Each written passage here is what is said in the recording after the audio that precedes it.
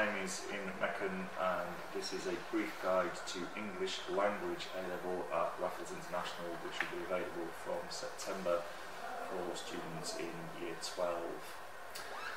So I'm going to talk briefly about the content of the AS. The Year 13 course I will leave until people are actually on the verge of doing the Year 13 course, because it's a long way away. Talk about the possible combinations of the subjects, the entry requirements, and where the subjects might lead.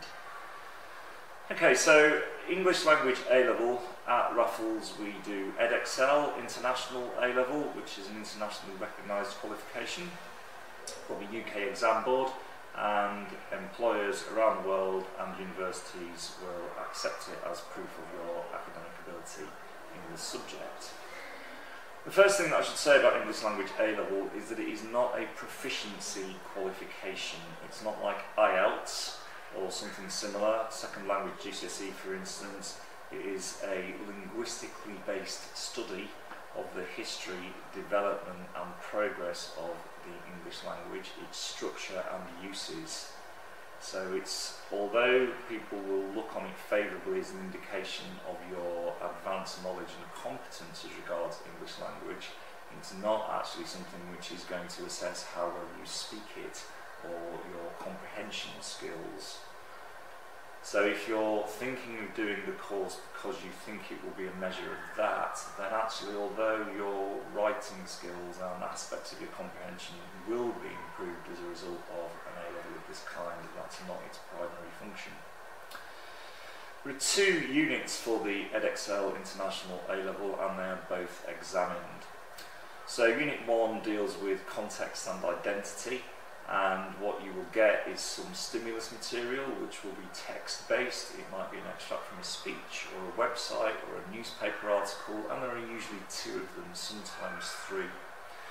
And the first question will ask you to discuss and analyse how identity is being represented through the use of language in the texts that you've been given to discuss. We'll teach you how to do that. There's a framework-based approach and some contextual knowledge that you would need to have, some theoretical knowledge in order to help you get a high mark in that sort of task. And part of the course will deal with the requirements for that particular question. The second part of that exam is what's called Recast. So you have to take the source material which you've been given and rewrite it for a different audience, genre or purpose. Most of our students in the past couple of years have proven very successful at this, and it's something that they find an interesting creative challenge. Second AS unit is about variety, basically. So it studies how English has developed as a global language and the varieties of it which are spoken around the world at the moment. So it might look, for instance, at something like Singlish, which is the variety of English spoken in Singapore, or Hinglish, which is a hybrid variety spoken mainly in India. It's the sort of language version that you might see in Bollywood films, for instance, that kind of thing, where they're speaking a thing that is a mixture of Hindi and English. It might focus on the language of the Caribbean, or the southern states of the US, such as Louisiana, New Orleans, for example. Again, you'll be given some extracts of source materials, one which will be a transcript of speech. Again, we'll teach you how to analyse a transcript of speech.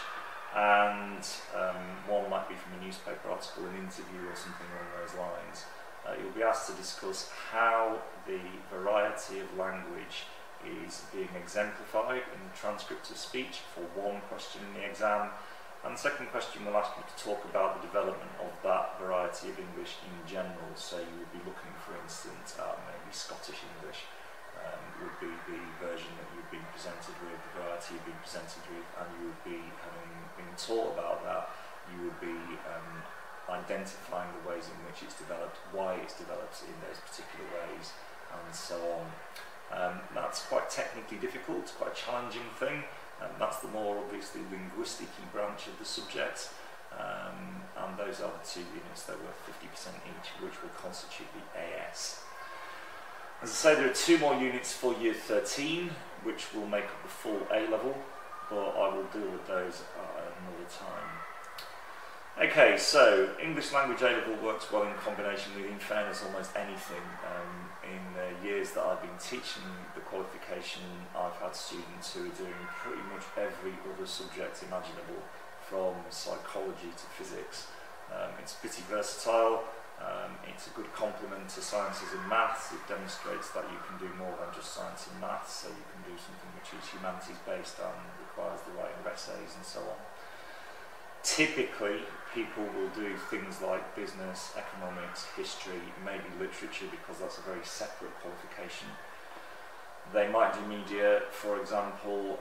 They might do something like a language at A-level, which would complement English language particularly well. So fundamentally, it will go well with more or less any other A-level. Have had quite a lot of people in the past, believe it or not, do English language and math and physics. In order to get onto the AS course in Year 12 at Raffles, we would require you to usually have a B at IGCSE First Language. However, we have negotiated that in the past for people whose work ethic has been good in Year 11 and who might just have been unfortunate in an exam, for example. So we have been willing to allow people onto the course maybe with a grade less than a B, but that would be quite unusual. If you haven't got a B in First Language, you're possibly going to find the more linguistic aspects of A-level English language a little bit harder. At university, people who studied English language can go on to study, again, more or less anything in the humanities, depending on their other A-levels. Things like business, marketing, an English course itself, although probably not literature. That's not impossible, however.